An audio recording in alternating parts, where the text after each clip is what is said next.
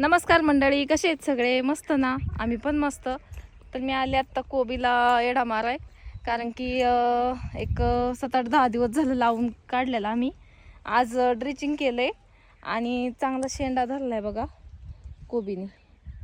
आणि गवत पण छान आले. कसलं गवत आहे बघा, हे सगळी थाप बसली आहे गवताची. तर आता हे खुरपून घ्यावं लागेल आणि तणनाशक तर काय ह्याला जमणार नाहीये, तर खुरपावंच लागणार आहे आम्हाला. आणि ह्या बाजूला मेथी टाकली, कालच टाकले, तर चांगलं भिजले बघा.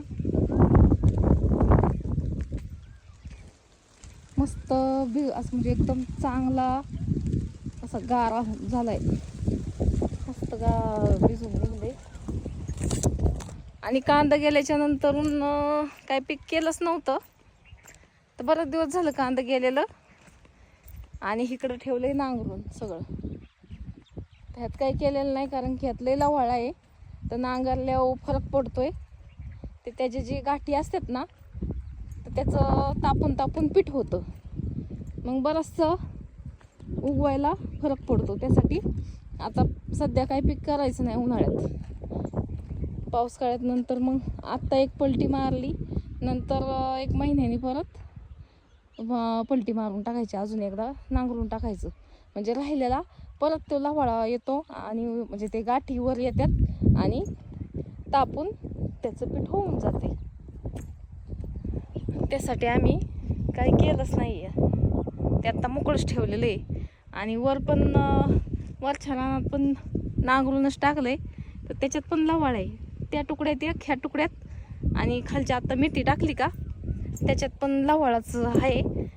पण नाही, तिथं नाही नांगरलं, बघू आता नंतर. त्याच्यात बी बराच आहे, पण त्याच्यापेक्षा ह्या 2 टुकड्यांनी लय होता लवाळा. तर औषध मारून किंवा औषध सोडून काहीच फरक पडत नाही. मग हे असं केलं ना तर बरंच लवाळ्याला फरक पडतो, कारण आम्ही 2-3 वर्ष आता तसंच करतोय, तर बऱ्यापैकी कमी झालाय. तर बघूया राहिलेलं अजून, कारण खुरपायला परवडत नाही ते लवाळा. बाकीचं गवत परवडतं, पण लवाळा परवडत नाही.